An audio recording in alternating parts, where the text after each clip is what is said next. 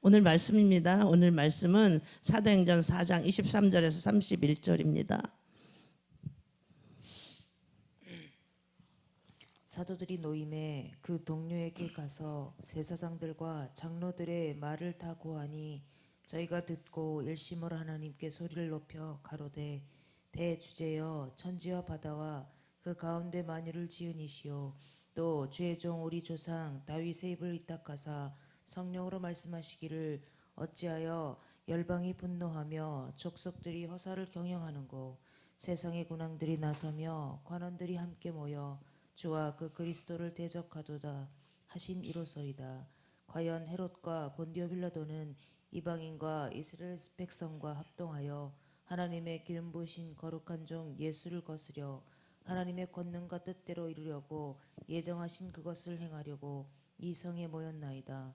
주여 이제도 저희의 위협함을 하감하옵시고 또 종들로 하여금 담대히 하나님의 말씀을 전하게 하여 주옵시며 손을 내밀어 병을 낫게 하옵시고 표적과 기사가 거룩한 종 예수의 이름으로 이루어지게 하옵소서 하더라.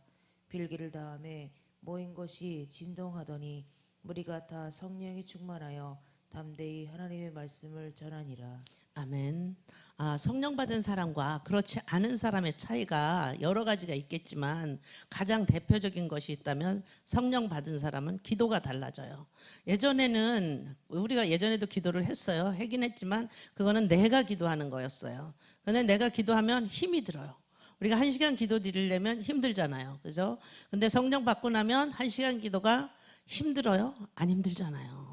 우리 교회 대부분 성도들은 1시간 기도가 쉬워요. 그런데 기도를 안 하던 사람이 1시간을 하려면 아주 힘들잖아요. 그러니까 처음에 예수 믿었을 때 기도를 성령에 이끌리지 않고 내가 내 마음대로 내가 다 동원해서 해봐야 10분 기도하면 눈 뜨고 기도 많이 한 것 같은데 눈 뜨고 보면 10분 또 더 해봐야 20분, 30분 기도하기가 아주 힘들었지만 성령에 이끌려서 우리가 방언으로 기도하다 보면 아주 쉽잖아요. 그런데 어느 순간부터 성령을 모시고 나면 내 안에서 어떤 분이 나를 자꾸 가는 거예요. 우리가 그냥 성령님이 자꾸 갈 때는 기도가 힘들잖아요. 그리고 자꾸 가는 걸 우리가 느껴요. 그때부터는 많은 말을 하지 않아도 어떤 뜨거운 것들이 우리 속에서 울컥울컥 우러나오잖아요. 그래서 막 기도를 드리다 보면 속에서 막 뜨거운 감정이 울컥울컥 나올 때가 있어요. 기도 중에 눈물이 날 때, 은혜가 충만해질 때, 그럴 때가 있잖아요. 성령께서 내 안에서 기도하시는 거예요. 대신 나의 마음을 이끌어서 하나님과 연결시켜 주시는 거예요. 나의 생각을 이끌어서 하나님의 생각과 연결을 시켜주는 거예요. 그래서 기도하게 되면 내가 생각해도 기특하다. 내가 어떻게 이렇게 기도를 많이 할 수 있지? 내가 어떻게 이런 기도를 할 수 있지? 그런 생각이 들 때가 있는 거예요. 그래서 스스로 은혜 받고 그런 감동의 마음을 들어갈 때가 많이 있어요. 용서해야겠다는 마음, 또 헌신해야겠다는 마음, 그런 마음이 들어가잖아요. 우리가 막 은혜 받으면 그 사람 다 별거 아니야, 용서해야지. 또 은혜를 받다 보면은 이것도 해야지. 뭐 갑자기 뭐 선교사로 헌신을 해야지. 물질도 감동이 팍팍 오잖아요. 어디엔 뭐 하세요. 목사님 강단에서 선포하는 할 때 내가 나한테 감동 딱 오잖아요.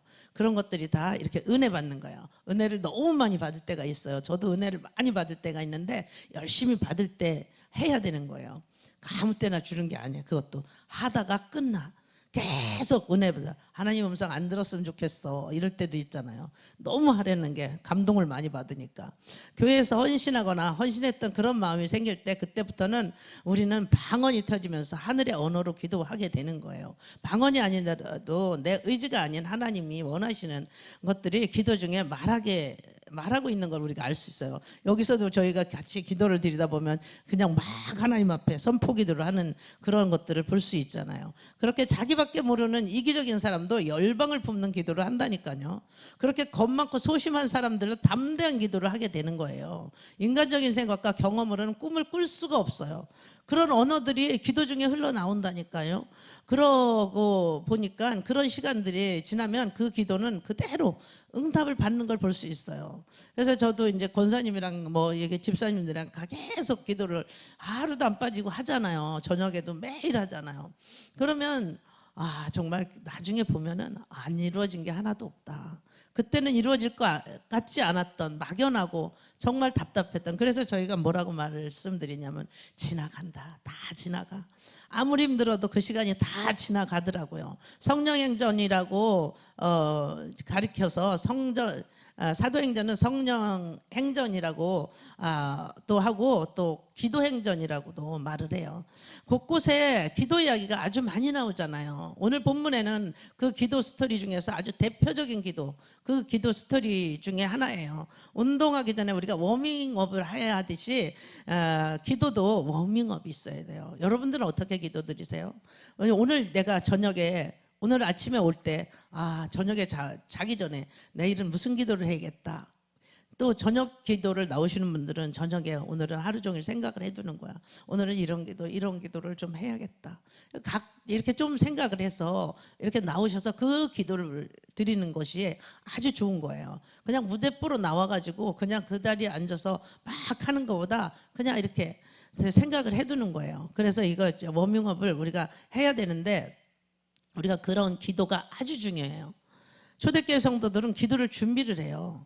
첫 번째는 한 마음으로 기도했다는 거예요. 한 마음으로. 산헤드린에서 풀려난 베드로와 요한이 교회 가서도 상황을 보니까 성도들이 이제 박해가 본격적으로 시작되는 것을 느끼는 거예요. 그로 인해서 기도를 하게 되는 거예요. 박해가 오히려 더 교회를 단결시키는 결과를 낳게 되는 거죠. 핍박할수록, 예수 믿을 때는 막 성령이 충만하면 핍박할수록 더 열심히 기도드리잖아요. 여기서 한 마음으로 기도했다는 말은 나누어지지 않는 믿음으로 기도했다라는 뜻입니다. 합심 기도는 성령 시대 때부터 시작된 패턴이에요. 구약 시대는 합심 기도가 별로 없었어요. 구약 시대에 보면은 성전 봉헌식 때 솔로몬이 대표 기도를 하거나 또 느헤미야가 다 모아놓고 말씀을 듣고 그렇게 말씀을 선포하고 이렇게 하는 거지, 우리가 합심으로 기도했다는 소리가 없어요. 모든 사람들이 한 성령으로 합심 기도를 드리는 것은 오순절 성령 강림 사건, 그때부터 주어진 축복이에요. 이게 얼마나 큰 축복이에요. 너희 한 사람이 기도는 천을 쫓고 두 사람이 기도는 만을 쫓는다. 너희 두세 사람이 함께 같이 있는 곳에 나도 함께 하겠다. 하나님이 이렇게 말씀하시잖아요. 그래서 우리가 집에서 혼자 기도를 드리는 사람도 있지만 혼자 기도하는 것보다 합심해서 같이 기도드리는 게 아주 중요한 거예요. 오순절 성령 강림이 모든 성도에게 임했잖아요. 모든 사람이 예수께로 가는 왕 같은 제사장이 되면서 한 영으로 기도하게 되는 거예요. 한 영으로 기도하는 사람들이 함께 모이니까 기도하는 공동체가 된 거예요. 교회는 기도하는 공동체로 시작됐어요. 아무리 많이 모여도 함께 기도하지 못하면 그것은 교회가 아닌 거예요. 교회가 분열되면 기도가 막혀버려요. 기도가 막히면 영적인 능력이 없어지는 거예요. 그래서 주님은 우리가 하나 되게 해달라는 기도를 굉장히 많이 하신 거예요. 진정한 연합은 기도를 통해서 이루어집니다. 관계가 깨져 있다면, 팀워크가 무너져 있다면 먼저 기도를 드려야 되는 거예요. 우리가 병이 들어도 기도를 먼저 드리잖아요. 병원에를 먼저 달려가는 사람도 있지만 그 전에 저희가 초신자 때는 무조건 기도했어요. 무조건. 진짜 좋은 교회는 분위기 좋은 교회가 아니에요. 지금은 분위기 좋은 교회들 너무 많잖아요. 이 분위기 좋은 교회가 아니고 함께하는 그런 교회예요. 또 한 가지는 기도를 준비하는 소리를 높여서 기도했다는 뜻입니다. 이것은 한국교회가 잘하는 통성기도예요. 한국교회는 모이면 기도, 흩어지면 전도, 이걸 슬로건으로 내걸고 얼마나 정말 기도를 많이 드렸는지 몰라요. 언제 큰 소리로 기도를 해야 할까요? 감정이 복받칠 때 또 소리를 지르잖아요. 우리가 월드컵, 요즘 월드컵 하잖아요.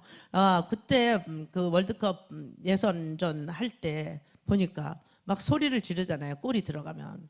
극한 기쁨의 감정, 또 슬픈 감정, 비상 상황에 터뜨리는 그런 것들이 기도예요. 통성 기도를 하는 사람들은 심상치 않은 사람들이에요. 평안한 사람들은 통성 기도 하지 않아요. 조용하게 기도하지. 구할 것이 별로 없으면 너무 기도를 크게 안 할 수도 있어요. 이 통성 기도를 하고 있다는 것은 초대교회가 지금 영적 전쟁의 한복판에 서 있다는 거예요. 총알이 날라와요. 총알이 날라오면 병사들이 거기서 물 한 잔만 갖다 주세요. 이렇게 할까요? 그렇게 하지 않잖아요. 그렇게 부탁하지 않잖아요. 막 고함을 지잖아요. 실탄 가져와, 물 가져와. 영적 전쟁도 마찬가지예요. 영적 전쟁이 한복판에서 어둠의 권세와 딱 맞닥뜨리잖아요. 그러면 성도들은 그리스도의 군대가 되는 거예요. 그리스도의 군대는 통성 기도를 하는 거예요. 비상 상황에서 무전을 본부에 다 막 때리는 거잖아요. 비상 상황이 되면 막 본부에 무전을 때려요. 사탄이 집중 공세를 받으면서도 결코 물러서지 않는 크리스찬들은 긴박한 부르짖음이 바로 통성 기도예요. 저는 부르짖는 기도, 통성 기도는 굉장히 저는 좋아해요. 그 다음에는 크신 하나님을 인식하면서 기도를 드려야 돼요. 우리가 기도를 드릴 때 그냥 깊은 기도를 들어갈 때는 내가 묵상 기도를 들어갈 수도 있어요. 하나님과 주고받고 대화를 할 수도 있지만 통성 기도를 하면서 우리가 축사를 하거나 막 이러는 것도 중요하지만 내가 통성으로 부르짖고 기도를 드릴 때 내 안에 있는 악한 영들이 빠져나가는 거예요. 저는 그래서 그거를 굉장히 해보고 싶었어요. 뭐 성도들이 우리가 축사를 하는 동안 많이 했었잖아요. 근데 그 축사하는 것보다 전부 합심해서 통성으로 기도를 드리다 보면 이 안에 있는 것들이 그냥 저절로 빠져나가는 것을 느낄 수가 있어요. 그리고 여러분들이 예배를 많이 드리고, 예배가 가장 중요한 거예요. 예배 드리고 말씀을 듣고 말씀을 많이 먹고 기도를 드리다 보면은 이게 내 안에서 영이 살아가지고 내가 피곤하잖아요. 엄청 피곤한 일이 있어. 그러면 예배 드리다 보면 이 피곤이 다 빠져나가요. 그래서 몸이 회복되고, 차 타고 어디 먼 길을 갔다 오다가도 그냥 계속 하품으로 막 다 빠져나가요. 그러고 나면은 몸이 개운해지는 걸 여러분들이 느낄 수가 있어요. 초대교인들은 처음 기도했을 때 사도행전 4장 24절 한번 읽어주세요.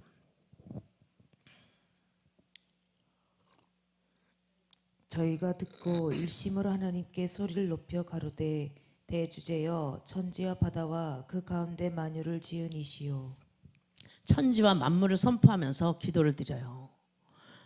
뜬금없이 갑자기 이렇게 크신 하나님을 왜 부를까요?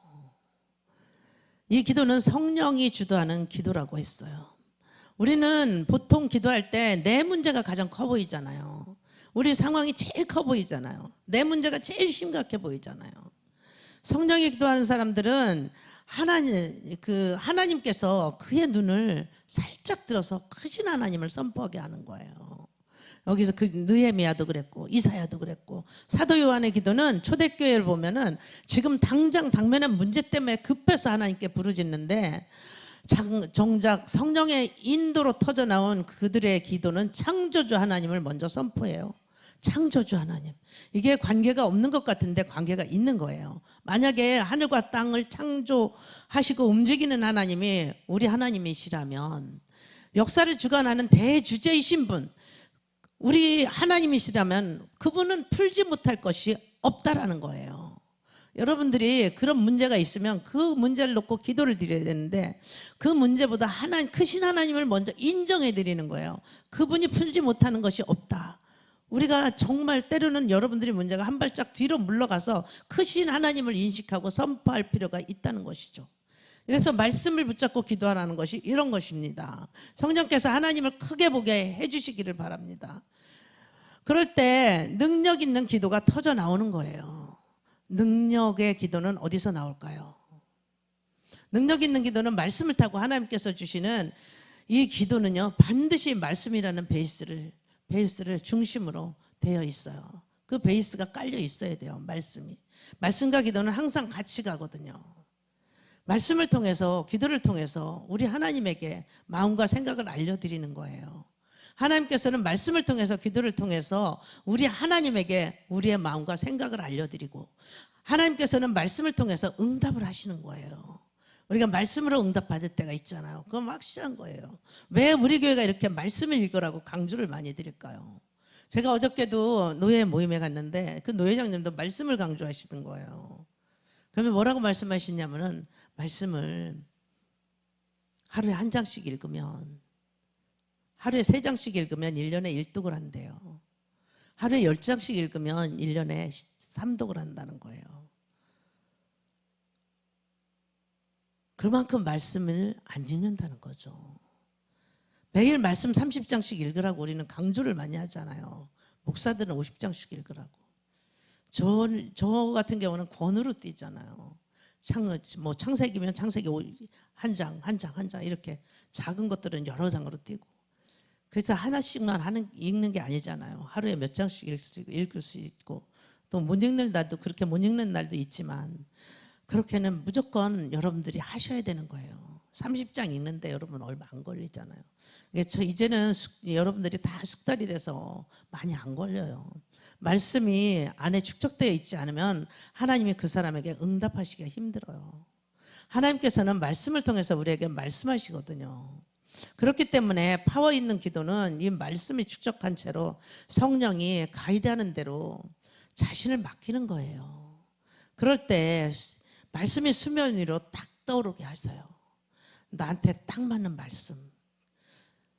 기도는 하나님한테 어떻게 해달라고 지시하는 게 아니에요. 그렇다면 핍박을 치워달라고 했겠죠. 이들이 핍박을 박해가 지금 아주 시작됐는데 하나님 핍박받지 않게 해주세요. 저들을 어떻게 해주세요. 이런 기도를 했겠죠. 그러나 그들은 핍박을 치워달라고 하지 않고 하나님께 선포를 했어요. 그래서 선포 기도가 중요한 거예요. 그랬더니 하나님이 전혀 새로운 길을 보여주시잖아요. 사도행전 4장 25절 26절 한번 보시겠습니다.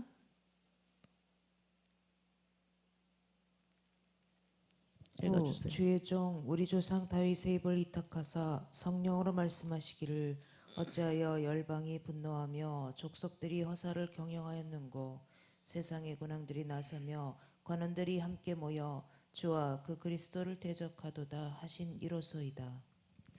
시편 2편 말씀이에요 이게. 근데 여기서 열방이나 세상의 군왕들은 예수님 십자가의 처형을 집행했던 로마 정부예요. 관원들은 예수님을 죽이려고 공모했던 종교 지도자들이에요.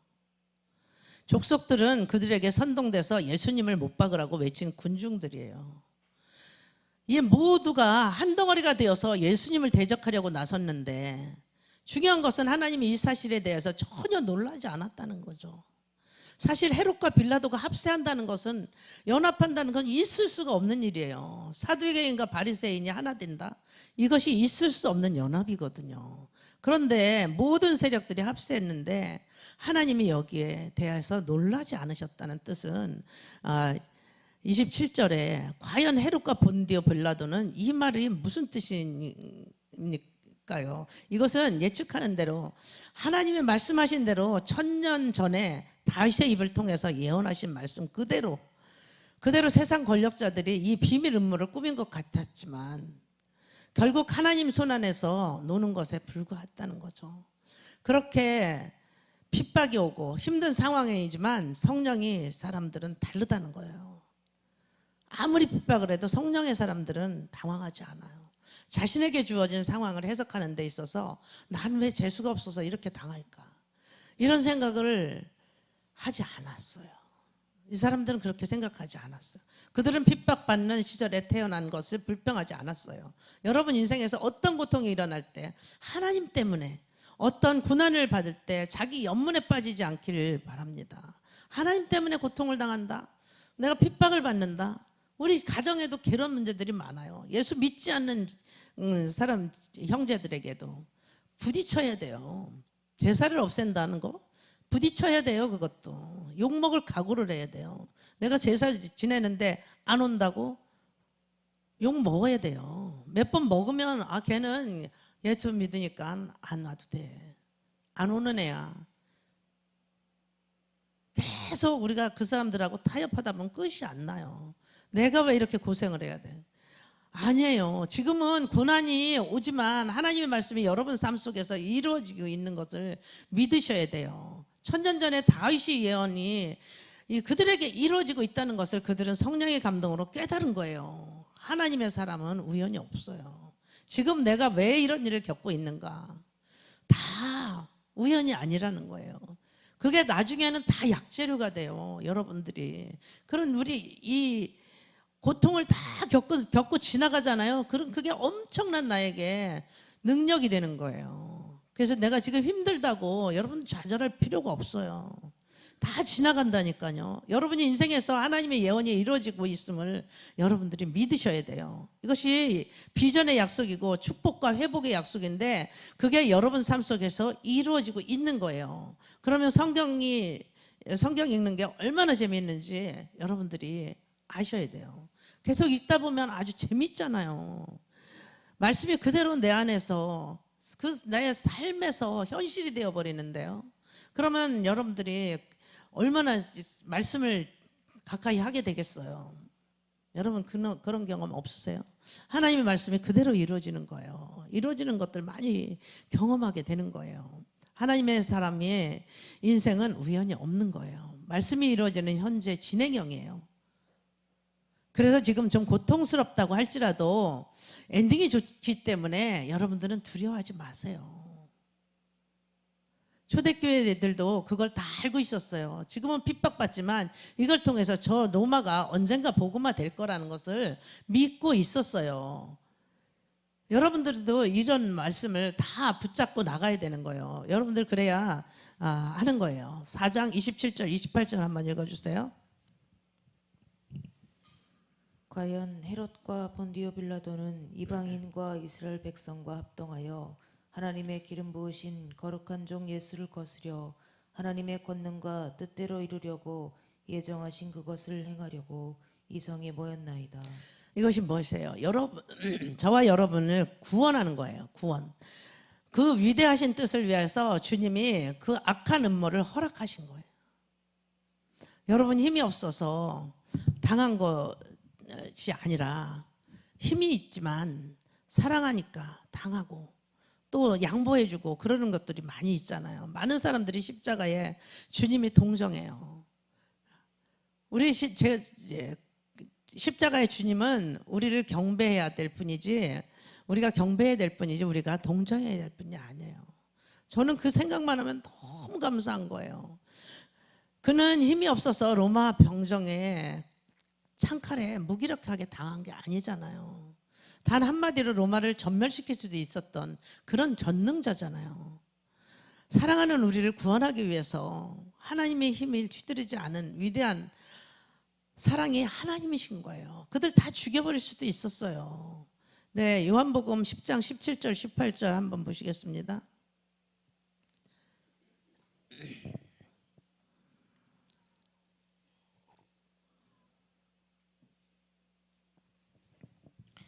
요한복음 10장 17절 18절. 아버지께서 나를 사랑하신 것은 내가 다시 목숨을 얻기 위하여 목숨을 버림이라. 이를 내게서 빼앗는 자가 있는 것이 아니라 내가 스스로 버리노라. 나는 버릴 권세도 있고 다시 얻을 권세도 있으니 이는 이 계명은 내 아버지에게서 받았노라 하시니라. 하늘과 땅을 다 움직일 수 있는 그분이 그것을 하나도 사용하지 않았다는 거죠. 그분이 눈에는 저와 여러분이 밟혔기 때문이에요. 인류를 구원해야 되니까. 죄인인 우리를 다 구원해야 되니까. 사랑하기 때문에 자신의 힘을 버린 거예요. 그러므로 십자가의 죽음은 무기력한 자기 포기가 아니에요. 그분이 사랑이었거든요. 사랑 덩어리예요. 그분은 그거를 선택했어요. 그분은 권세였어요. 거룩한 하나님의 리더십이 극치였어요. 십자가를 바라볼 때마다 하나님의 그 지극한 사랑, 저와 여러분이 그 사랑을 느껴야 되는 거예요. 베드로가 그것을 선포하면서 십자가에 담긴 주님의 권세를 선포하면서 초대교회 교인들을 기도하는데 29절에 보니까 굉장한 엄청난 기도를 하잖아요. 29절 사도행전 4장 29절을 한번. 주여 이제도 저희의 위협함을 하옵시고 또 종들로 하여금 담대히 하나님의 말씀을 전하게 하여 주옵시며. 이렇게 엄청난 기도를 하는 거예요. 주여 이제도 저희의 위험함 하감하시고 또 종들로 하여금 담대히 하나님의 말씀을 전하게 하여 주옵소서. 우리는 이런 기도를 할 수 있어야 돼요. 초대 교인들은 자신들이 핍박하는 사람들을 예수님을 핍박했던 사람들임을 알고 있어요. 그러니까 자신들이 겪고 있는 고난이 주님이 고난이라는 것을 그들은 알고 있어요. 그러니까 너무 영광스러운 거예요. 주님의 면류관을 받기 전에 주님의 고통에 동참할 수 있는 성도들이 되시기를 축원합니다. 이 고난이 아무한테나 당해지는 게 아니잖아요. 순교? 순교자의 자리가 천국에 가면 따로 있잖아요. 그러니까 핍박을 당해도 여러분들이 움츠려들면 안 돼요. 자랑스럽게 생각을 해야 돼요. 전쟁터가 치열하다고 해서 거기서 빼달라고 그러지 않았다는 거죠. 위협함을 가감하옵소서. 위협함 치워달라고 기도하지 않았어요. 하감해달라는 것은 무슨 말이냐 하면은 치열한 영적 전쟁에서 총사령관이신 예수님께서 보시고 우리를 지원해 주십시오 이런 뜻이에요. 이 상황을 보니까 우리에게 하늘의 무기를 지원해 달라는 거죠. 그 작전을 지시해 주시고 도와주십시오라는 거예요. 우리는 물러갈 뜻이 없사오니 이게 당당한 그리스도인데 군대의 기백이에요. 저와 여러분 힘든 상황 앞에서 도망가기 위해서 기도하지 마세요. 쉬운 대로 보여달라고 기도하지 마세요. 여러분들이 쉽고 가벼운 십자가 지고 싶잖아요. 근데 그렇게 기도하지 마시고 정말 하나님 앞에 결단을 하고 이런 사도들처럼 이런 기도를 드리실 수 있어야 돼요. 그들이 하나님께 이 상황을 뚫고 이길 수 있는 능력을 달라고 기도를 드렸습니다. 도피하는 게 아니라 이길 수 있게 해달라고 기도를 드렸어요. 여러분이 살아남게 해달라고 기도하지 마시고 승리하게 해달라고 기도드리세요. 문제를 치워달라고 기도하지 마시고 능력을 키워달라고 기도를 드리십시오. 자기 사명에 맞는 능력을 달라고 하지 말고 사명을 감당할 수 있는 능력을 달라고 기도를 드리십시오. 그래야 없던 능력도 생깁니다. 내 수준으로 하면 뻔한 거예요. 내 수준으로 하다 보면은 하나님의 사명이 크면 그 갭은 하나님이 채워주신다는 거예요. 순종하면 없던 돈도 생기고 없던 사람도 생기고 없던 아이디어도 생기는 거예요. 이 모든 축복은 순종하는 자에게 생기는 거예요. 있는 자가 순종하는 게 아니라 순종하는 자에게 하나님이 있게 만드는 거예요. 그래서 여러분이 핍박 앞에서 더 담대히 기도드리시기 바랍니다. 겸손과 두려움을 혼동해서는 안 돼요. 저 같은 것이 어떻게 그런 것을 할 수 있겠습니까? 겸손한 것 같죠. 겸손이라고 생각하지 마세요. 절대 아니에요. 두려운 거예요. 믿음이 없는 거예요.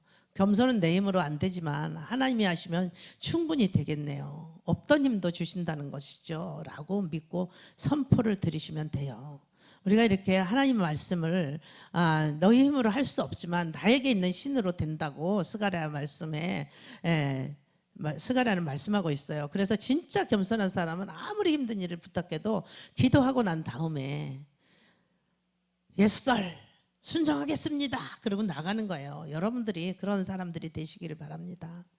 우리는 정말 어떤 환난이 와도 핍박을 뚫고 나갈 수 있는 유일한 공격무기 성령의 검, 말씀의 검 휘두를 수 있도록 날카롭게 해달라고 기도를 드려야 돼요. 갈아놔야 돼요. 날카롭게 무뎌지면 안 돼요. 그래서 우리가 정말 하나님 앞에 충성하고 하나님의 교회가 있어서 말씀의 검은 너무너무 중요한 거예요. 목회자들부터 평신도 한 사람 한 사람 말씀의 검을 시퍼렇게 갈아놓고 있어야 돼요. 하나님이 여러분 구원받을 때 다 성령의 말씀의 검을 주셨어요. 여러분들에게 다 검이 있어요. 그런데 문제는 여러분들이 그것을 안 갈아놓는다는 거죠. 갈아놓으십시오. 많은 분들이 문제가 생기게 되잖아요. 그럼 영적 전쟁에서 사탄이 몰려오면 말씀을 보면 말씀에 검은 푹 찔려 있는데 안 죽어. 장난하니? 이렇게 갈아 놓은 적이 없어요. 주일날 교회 나왔다가 성경책 쳐다보지도 않고 읽지도 않고 무슨 말씀의 검이 살아있겠어요. 그러니까 열심히 여러분들이 말씀을 먹으셔야 돼요. 기도를 드리셔야 돼요. 여러분들이 사는 일을 잘 안 되고 여러분들 자녀들을 공격하고 마음을 공격할 때 휘두르면 그래도 날이 서야 있어야 되잖아요. 그런데 여러분들이 말씀을 잘 듣고 그 말씀을 붙잡고 살아내고 말씀을 매일 읽고 공부하고 말씀의 검을 시퍼렇게 갈아 놓으면 그 검 하나만으로도 어둠의 권세는 다 물러가게 되어 있습니다. 말씀이 제대로 선포되어야 영적 전쟁에서 숨통이 트이는 거예요. 말씀이 살아있는 사람은요 조금 유혹을 받고 영적인 침체에 빠져 있어도 빨리 돌아오게 돼 있어요. 반대로 말씀을 제대로 선포하지 않으면 절대로 여러분 인생이 달라붙은 그 사탄들이 유혹에서 그 공격은 사라지지 않습니다. 자동차 엔진이 좋아야 됩니다. 다른 것은 다 액세서리예요. 엔진이 좋아야 돼요. 교회는 말씀이 살아 있어야 돼요. 아무리 오래된 교회고 좋은 건물이고 조직이 아무리 잘 돼 있다고 해도 그 교회는 흔들리는 것입니다. 그래서 바울은 말씀 전하는 자들을 위해서 특별히 중보 기도를 부탁하는 거예요. 그래서 여러분들이 이 말씀을 통해서 이제 에베소서 6장 19절 20절에 보니까 또 나를 위하여 구할 것은 내게 말씀을 주사 나로 입을 벌려 복음의 비밀을 담대히 알게 하소서. 이 일을 위하여 내가 쇠사슬에 매인 사신이 된 것은 나로 이 일에 당연히 할 말을 담대하게 하려 하심이니라. 이렇게 말씀을 하고 있어요. 바울이 2번씩이나 담대히 복음을 전하게 해달라고 기도를 부탁을 해요. 바울이 용기 없는 사람이니 아닌데 이 말은 무슨 뜻일까요? 말씀 전하는 것도 힘들어요. 정말 힘들어요. 여러분들이 목사님들을 위해서 정말 기도를 많이 해주셔야 돼요. 사탄이 말씀이 너무너무 잘 알고 있기 때문에 사탄은 그 정형적인 부대가 가장 집요하게 공격을 하는 거예요. 목사님들 말씀 전할 때. 그래서 우리가 정말 말씀을 전하는 주의 종들을 위해서 기도를 여러분들이 많이 드려주시고 또 여러분들을 위해서도 이렇게 기도를 많이 드리셔야 돼요. 오늘은 이렇게 영적인 말씀을 통해서 여러분들이 합심으로 기도 드릴 때 악한 영들이 떠나간다는 것, 그런 것들을 명심하시고 부르짖어서 여러분들이 기도하시는 저와 여러분이 되시기를 축원합니다. 기도 드리시겠습니다. 하나님 아버지 감사합니다. 아버지 하나님, 말씀은 살아서 운동력이 있다고 하나님 말씀하셨습니다. 하나님, 이 말씀의 능력을 우리에게 주시옵소서. 그래서 하나님의 영광을 나타내는 복된 삶을 살게 하여 주시고 내가 힘들고 어려울 때도 오직 말씀 붙잡고 나가게 하여 주시옵소서. 날마다 감사의 삶을 살게 하여 주시고 은혜로 풍성하게 하여 주시옵소서. 기쁨으로 감사함으로 살아갈 수 있는 우리 모두가 되게 하여 주시옵소서. 감사드립니다. 예수님의 이름으로 기도드렸사옵나이다. 아멘.